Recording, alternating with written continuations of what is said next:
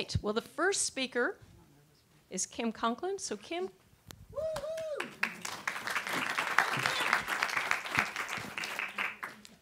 This is not the 2:30 yoga session. And while she's sitting down, Kim number one went earlier today, and they said she said called herself "Keep It Moving." So I was told Kim number two kept it moving. That's as good as it gets. All right, we're going to talk about one thing today regarding what does it take for HR leaders to drive change, and the one thing we're going to talk about is credibility.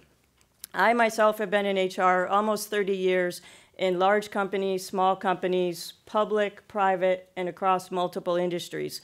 And the only reason I share that with you is because when I'm out and about, I hear a lot of people say, well, that doesn't apply here. That's a big company solution. We're too small. It won't work.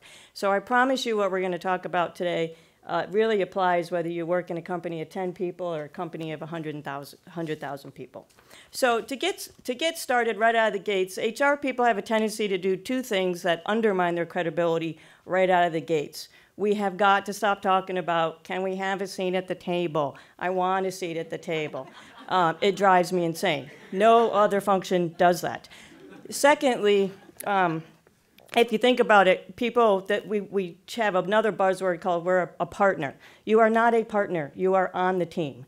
So I like to start this by saying stop asking for a seat at the table, sit your butt down, and you're on the team. So what do you need to do to get credibility? One of the things business leaders tell me everywhere I go is HR does not understand the business that we're in.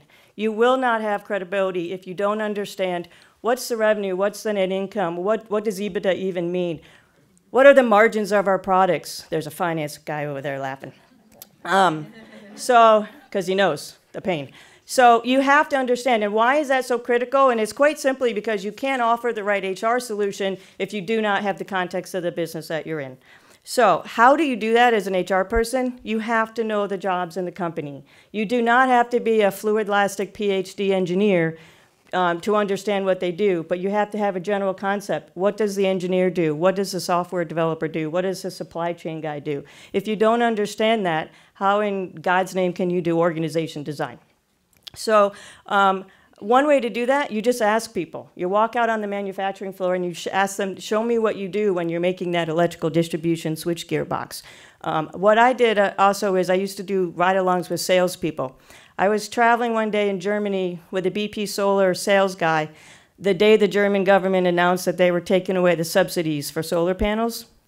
And 50 questions go through my head when you're in that. It's, is there going to be an impact on volume? What is the, are we going to have to redesign the sales compensation plan? Are we going to have to do a layoff? You assess the talent in the moment. How is he handling that with the customer? You learn more in that kind of setting than you could possibly sitting in your office. So what else do you do to get credibility as an HR leader? You have to insert yourself. Many times I go places and I find out HR people aren't even in staff meetings, for gosh sake. Or they're not in business review or the P&L business reviews. You just have to go. I was working in BP Chemical, and I watched all these finance people walk into a meeting, and they said, we're going to restructure the finance team. I said, well, I didn't get the invite. And I was new to the company, new to the job, and the guy looked at me and he said, HR people don't do org design. To which I not so quietly replied, well, I don't know what you're used to, but that is a fundamental piece of what HR does, and move over, because that's my seat at the table. So don't wait for people to define your job. You have to define the job that you want to have. So what else do you need to do is metrics, data, and analytics. Drives me insane that people don't understand metrics. HR people, everywhere I go, measure things that nobody asks for and that nobody cares about. How many days does it take to fill a job? How many performance reviews are completed on time? Never been asked that in my 30 years, ever. But I see it tracked everywhere. What you really want to know is, what is the retention rate of those new hires after year 1, after year 5? What's the performance rating of those new hires? Who are the top 100 promotable people in your company? 4 out of 5 places I go, they can't tell you that. Those are the kinds of metrics. So measure the right thing first, and then the data has to be accurate. I had a client last year, HR produced a 49-page turnover report. And what's worse, the #1 reason for turnover? Resignation. Can't make it up. It's like, Okay, duh. It doesn't tell you anything. But the business leaders took it every month. So what do you need to be looking at is headcount. My finance buddy over there will agree with me. If HR is simply counting a headcount report, part-time people as 0.5, and finance counts it as 1, your headcount data is never going to align.